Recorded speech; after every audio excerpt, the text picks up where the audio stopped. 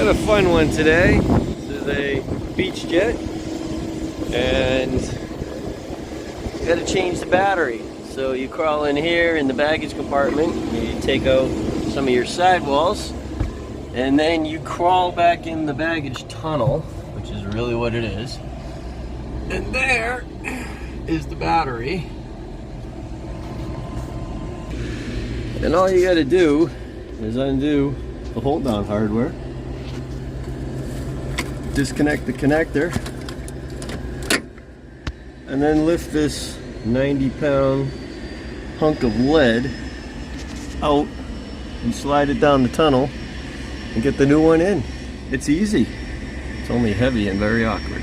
So once you get the safety wire off and the wing nut off of one side, this is the easier side, just take that bar, swing it back like that, and now your hardware is out of the way, but you still got those vent hose clamps you're going to have to take off before you can fully get this out of the aircraft, because the Mitsubishi engineers who designed this apparently expected everybody to be as small as them to be able to work on it.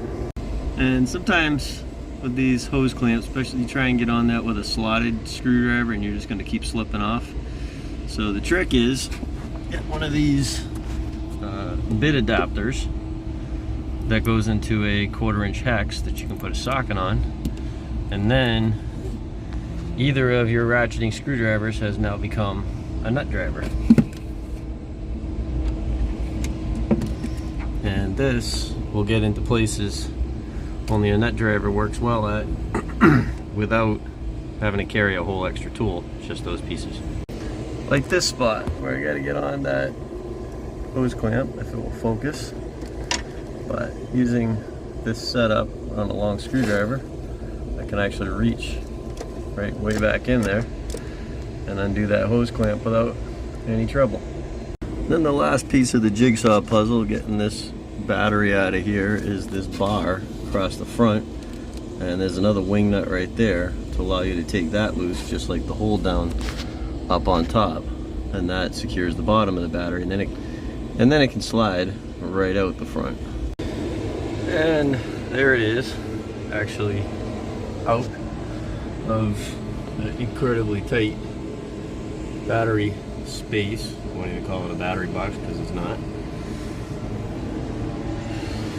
And then you just got to get it out and get the new one in, which is very awkward, but if you can get one arm underneath it, you'll be able to get it up onto that shelf without too much issue.